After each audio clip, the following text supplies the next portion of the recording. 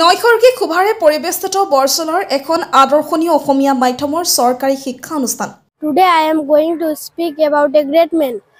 ব্যতিক্ৰমী পদক্ষেপেৰে জিলিকি উঠিছে বৰভগীয়া প্ৰাথমিক বিদ্যালয়। মোৰ নাম শ্ৰী ডিম্পল মালা দাস। মই আজি ডক্টৰ ভূপেন হাজৰিকা দেৱৰ ওপৰত কাৰোবাৰ যদি বয়স 7 কাৰোবাৰ আকৌ 10-11 কি নেওতা কি মহৎ লোকৰ জীৱন গাথাৰ বৰ্ণনা নে আপুনি শুনিব এই সকল কণমানিৰ কবিতা। আপুনি ইংৰাজীত শুনিব নে শুনিব হিন্দীত নে আপুনি চাব বিদ্যালয়খনৰ চালে চকুৰোৱা নয়নাভিৰাম দৃশ্য। এয়া কোনো ব্যক্তিগত খণ্ডৰ কোনোবা পুঁজিপতিৰ দ্বাৰা প্ৰতিষ্ঠিত ব্যক্তিগত খণ্ডৰ বিদ্যালয় ছাত্ৰ ছাত্ৰী নহয়, এয়া এখন অসমৰ এখন চৰকাৰী বিদ্যালয়ৰ ছবি। আপুনি হয়তো নেদেখিলে বিশ্বাস নকৰিবই, এনে চৰকাৰী বিদ্যালয়ে এইখন অসমতে আছে। এই দৃশ্য শোণিতপুৰ ওদালগুৰি জিলাৰ সীমান্তৱৰ্তী অঞ্চল। শোণিতপুৰ জিলাৰ অধীনৰ ঢেকিয়াজুলি শিক্ষা খণ্ডৰ অন্তৰ্গত বৰভগীয়া প্ৰাথমিক বিদ্যালয়ৰ ব্যতিক্ৰমী পদক্ষেপেৰে জিলিকি উঠিছে ভিন্ন জাতি ধৰ্ম সম্প্ৰদায় 189 গৰাকী ছাত্ৰ ছাত্ৰীৰে গিজগিজাই থকা 1930 চনতে স্থাপিত এইখন অসমীয়া মাধ্যমৰ চৰকাৰী বিদ্যালয়। যি সময়ত ৰাজ্যখনৰ প্ৰান্তে প্ৰান্তে ব্যক্তিগত খণ্ডৰ বিদ্যালয় আগ্ৰাসনে চৰকাৰী অসমীয়া মাধ্যমৰ প্ৰতি ভাবুকিৰ সৃষ্টি কৰিছে, সেই সময়তে শোণিতপুৰ জিলাৰ বৰছলাৰ বৰভগীয়া প্ৰাথমিক বিদ্যালয় বৃহৎ সংখ্যক ছাত্ৰ ছাত্ৰীক লৈ শৈক্ষিক উত্তৰণৰ দিশে গতি কৰিছে।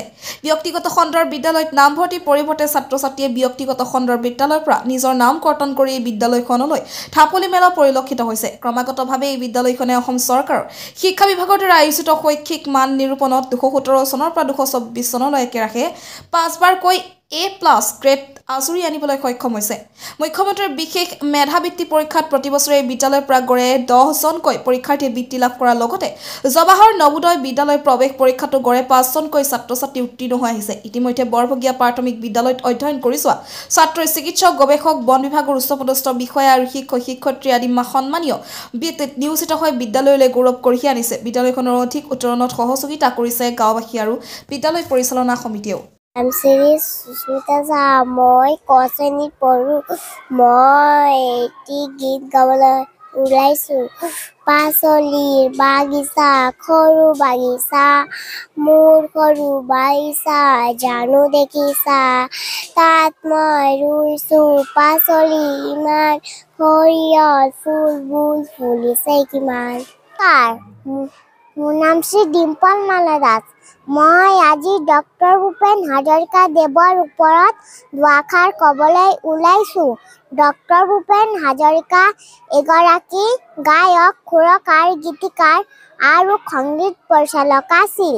তেখেতৰ জন্ম হৈছিল 1926 চনৰ 8 ছেপ্টেম্বৰৰ শদিয়াৰ এখন গাঁৱত হৈছিল। তেখেতৰ পিতৃৰ নাম আছিল নীলকান্ত হাজৰিকা আৰু মাতৃৰ নাম আছিল শান্তিপ্ৰিয়া হাজৰিকা। তেখেতে বহুতো গীত গাইছিল। মোৰ প্ৰিয় গান হ'ল পদজনমৰ শুভ লগনৰ।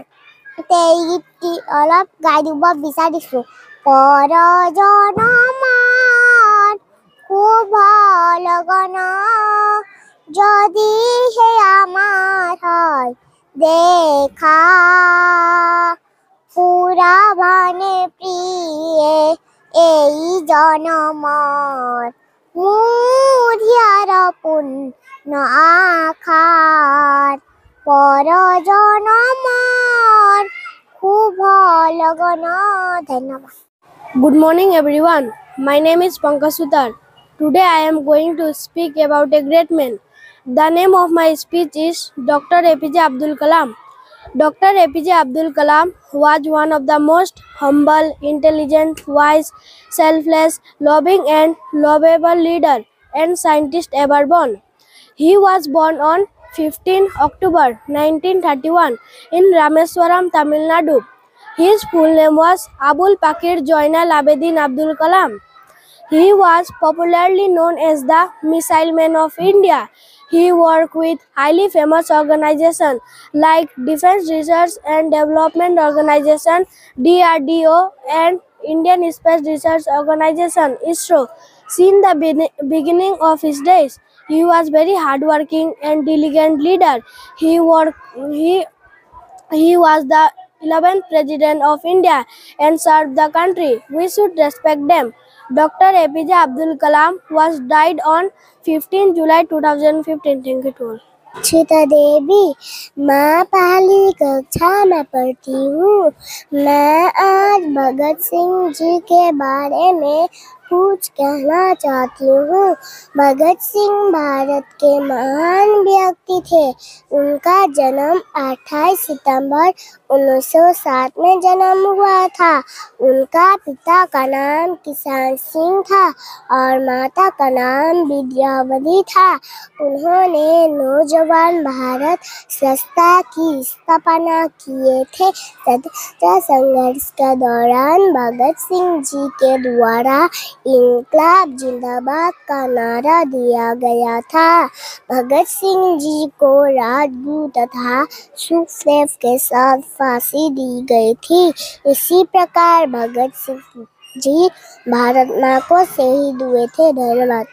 इसको Good morning everyone. Honorable Head Sir, respected teachers, Honorable Principal Sir of respected NK News Channel Reporter Sir, respected SMC President Sir, respected Dokhin Borsala High School Head Sir, respected guardians and all my dear brother and sister.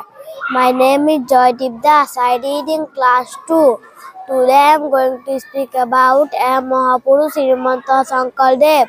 Srimanta Sankaldev was the founder of Navavaishnav Dharma and a social reformer of Assam.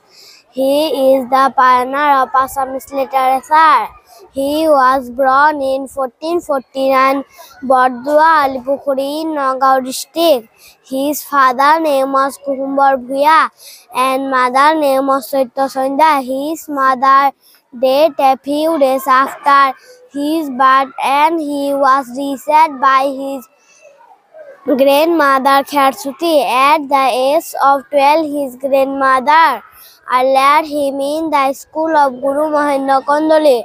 He learned Akakha and impressed everyone by composing the poem Karatala Kamala Kamaladana Bhavadau Dahana Gahana Banahayana Napara Para Hatarata Gamaya Havaya Mabaya Bhaya Mamahara Hatataya Karatara Barahara Hatadaha Badana Kausara Nagadara Pandara Hayana Jagadaga Mabahara Bhavaya Tarana Parapada Layakara Kamaladana. On devotion to Lord of Krishna, he was not only a Dharma Guru but also a pioneering poet and writer of Assamese literature.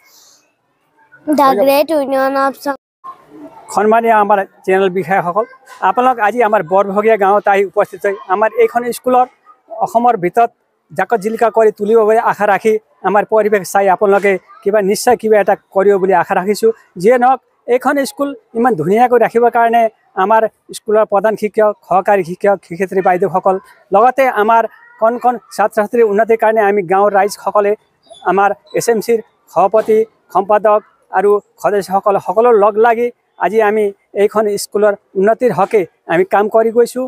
আমি সকলো সময়তে ইয়াত চাই লওঁ, চাই চিতি ক'ত কি হৈছে হোৱা নাই, ক'ত বেৰা ভাঙিছে নেকি, ক'ৰবাত গৰু সোমাইছে সেইবিলাক চাই চিতি আমি ফুলনি বাগিচাকৈ ধুনীয়াকৈ সজাই ৰাখিব পাৰিছোঁ। আৰু ভৱিষ্যতে এই কণ কণ ছাত্ৰ ছাত্ৰীৰ সুনাগৰিক দেশৰ হওক বুলি আশা ৰাখি আমি এইখিনি কামনা কৰি আমি অতি কষ্ট কৰিও আমি এইখন উন্নতিৰ কাৰণে উন্নতি জখলাৰ কাৰণে আগবাঢ়ি যাব বুলি দেশৰ সুনাম আনিব কণ কণ ল'ৰা ছাত্ৰী ভৱিষ্যতে সুনাগৰিক হ'ব বুলি আশা ৰাখি আমি এইখিনি কাম কৰি আছোঁ আৰু ভৱিষ্যতে কৰি যাম বুলি আশা ৰাখিছোঁ।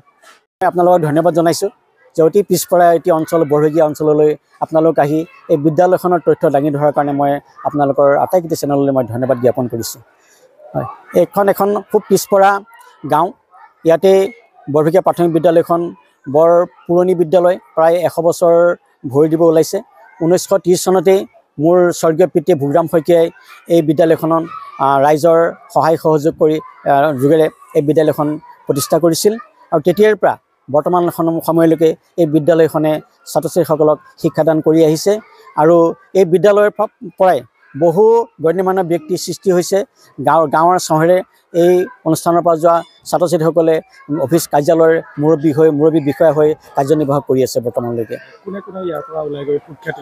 হয়, ইয়াৰ পৰা মই প্ৰথমতে ক'ব বিচাৰিছোঁ যে অতি পুৰণি লেখৰাজ চেত্ৰী তেখেত এজন ভাল গেজেটেড অফিচাৰ হৈ তেওঁ কাৰ্যনিৰ্বাহ কৰি আছিলে আৰু তেওঁ এজন লেখৰাজ থাপা বুলি তেখেতো ইয়াৰ পৰা ইঞ্জিনিয়াৰ কৰি তেখেতো অৱসৰপ্ৰাপ্ত হৈছে। আৰু লগতে এতিয়া আপোনালোকে গম পাব যে এপ'ল' হস্পিটেলৰ গেষ্ট্ৰ এণ্টালজিষ্ট যিজন কমল চেত্ৰী, তেখেতে এইখন বিদ্যালয়ৰ পৰাই অধ্যয়ন কৰি ওলাই গৈছে। আৰু এজন বিশেষ ব্যক্তি হ'ল গোপাল চেত্ৰী, তেখেতো এইখন বিদ্যালয়ৰ পৰাই পঢ়ি ওলাই গৈছে। তেখেতে এজন ভাৰতৰ বন গৱেষক হিচাপে প্ৰতিষ্ঠিত, তেওঁ গৱেষণা চলাই আছে। এতিয়া ওৰাং প্ৰজেক্ট টাইগাৰ প্ৰজেক্টৰ ওপৰত তেখেতে বিশেষভাৱে গৱেষণা কাম কৰি আছে। প্ৰাকৃতিক পৰিৱেশেৰে পৰিপূৰ্ণ কৰাৰ যিটো ভাৱ মনলৈ কেনেকৈ আহে? আৰু প্ৰথমতে ভাবিছিলোঁ যে স্কুলখন বহুত বেয়া জেগাত আছে, কাৰণ আমি প্ৰথমতে ভাবিলোঁ যে ল'ৰা ছোৱালীখিনি আকৰ্ষিত কৰিব লাগিব, যিহেতু স্কুলখন ভাল হ'লেহে আমাৰ বিদ্যালয়লৈ ল'ৰা ছোৱালী আহিব। সেয়েহে শিক্ষক শিক্ষয়িত্ৰীবৃন্দ আৰু গাঁৱৰ ৰাইজৰ সহযোগত আৰু ছাত্ৰ ছাত্ৰীৰ সহযোগত এখন সুন্দৰ বিদ্যালয় ৰূপ দিবলৈ পৰিকল্পনা কৰি চেষ্টা কৰি এই পৰ্যায়ত পাইছোঁ। যদিও যথেষ্ট পৰিকল্পনা আছিলে, কিন্তু বিদ্যালয়খনৰ মাটি যথেষ্ট কম, সেয়েহে তাৰমানে খুব কম জেগাতে কিছু ফুল ফুলনি বা কিছু সাজ সজ্জাৰে বিদ্যালয়খন আটক ধুনীয়াকৈ গঢ়িবলৈ চেষ্টা কৰি আছোঁ, প্ৰয়াস কৰি আছোঁ। এতিয়াও সম্পূৰ্ণ হোৱা নাই। যদি সময় আৰু সুযোগ সুবিধা পাওঁ তেতিয়াহ'লে বিদ্যালয়খন আৰু আটক ধুনীয়াকৈ গঢ়াৰ পৰিকল্পনা এটা মনত পুহি ৰাখিছোঁ। ছাত্ৰ ছাত্ৰী 189জন আছে, তাৰে 120জন ছাত্ৰ, বাকীখিনি ছাত্ৰী। দেখিবলৈ পোৱা যায় ব্যক্তিগত খণ্ডৰ বিদ্যালয়, বিশেষকৈ ইংৰাজী মাধ্যমৰ বিদ্যালয়ৰ আগ্ৰাসন হৈছে, কিন্তু দেখিবলৈ পোৱা গৈছে তৎসত্ত্বেও বৰভগীয়া প্ৰাথমিক বিদ্যালয়ত ছাত্ৰ ছাত্ৰীৰ সংখ্যা কমা নাই। হয়, আপোনালোকে এটা উচিত প্ৰশ্নই সুধিছে, যিটো বৰ্তমান প্ৰাসংগিক। এতিয়া মানুহৰ মনত ঠেলা বা ৰিক্সালৈকে আদি কৰি সকলোৰে মানুহৰ মনত এটাই ভাৱ যে গভৰ্ণমেণ্ট প্ৰাইভেট স্কুলত দিলে তেখেতৰ ল'ৰা ছোৱালীয়ে ভাল শিক্ষা পাব, গাঁৱৰ মানুহ হ'ব, কিন্তু সম্পূৰ্ণ সেইটো ভুল ধাৰণা। যদি প্ৰাইভেট স্কুলৰ বাদে চৰকাৰী স্কুলতো যদি দিয়ে, সেই স্কুলৰ যদি শিক্ষক শিক্ষয়িত্ৰীসকলে ভালদৰে পাঠদান কৰে আৰু তাৰ পাঠদান গ্ৰহণ কৰিও সেই ছাত্ৰ ছাত্ৰীয়ে ভৱিষ্যতে সুনাম অৰ্জন কৰি সুশিক্ষা গ্ৰহণ কৰি ঘৰৰ লগতে গাঁৱৰ আৰু দেশৰ উন্নতি সাধন কৰিব পাৰিব। আৰু আমিও তাৰমানে এইখিনিতে যথেষ্ট প্ৰত্যাহ্বানৰ সন্মুখীন হৈছিলোঁ, যিহেতু আমাৰ আশে পাশে বহুকেইখন প্ৰাইভেট স্কুল আছে, কিন্তু এটা আমি বৰ ছাত্ৰ ছাত্ৰীসকল আৰু শিক্ষক শিক্ষয়িত্ৰীসকল আৰু গাঁৱৰ ৰাইজে লগ লাগি এটা পৰিৱেশ সৃষ্টি কৰিছিলোঁ যে আমি ছাত্ৰ ছাত্ৰীক এটা সুন্দৰ ভাল শিক্ষা দিব পাৰিম। আৰু সেই আমাৰ সকলোৰে প্ৰচেষ্টাৰ কিছু সফলতাৰ মুখ দেখুৱাইছে আমাক। এটা উল্লেখযোগ্য যে আপোনাৰ 18 চনত প্ৰাইভেট স্কুলৰ পৰা 145জন ছাত্ৰ ছাত্ৰী আমাৰ বিদ্যালয়লৈ তাৰ পৰা প্ৰত্যাহ্বান ঘটিছে। ইয়াত তেওঁলোকে আহি বিদ্যালয়ত নামভৰ্তি কৰিছে। একেৰাহে 5বাৰকৈ গুণত A+ ডিগ্ৰীও লাভ কৰিছে। হয় হয় হয়, এইটো সঁচা কথা যে আমাৰ ঐকান্তিক প্ৰচেষ্টাৰ ফলতে শিক্ষক শিক্ষয়িত্ৰীৰ ত্যাগ আৰু বিনিময় মূলত আৰু পৰিচালনা কমিটিৰ সহযোগত আমি 5টা গুণোৎসৱত আমি A+ আনিবলৈ সক্ষম হৈছোঁ। লগতে যিটো হৈ গ'ল 6ষ্ঠ গুণোৎসৱ, তাতো আমি A+ পোৱাৰ আমি আশাবাদী। বিদ্যালয়খনৰ নামটো কি? হয়, বৰভগীয়া প্ৰাথমিক বিদ্যালয়। কি ক'ব, ব্যতিক্ৰমী ৰূপত গঢ় লৈ উঠিছে বৰভগীয়া প্ৰাথমিক বিদ্যালয়? ব্যতিক্ৰমী মানে ছাৰ, এইখিনিতে মই আপোনালোকৰ ND আৰু NK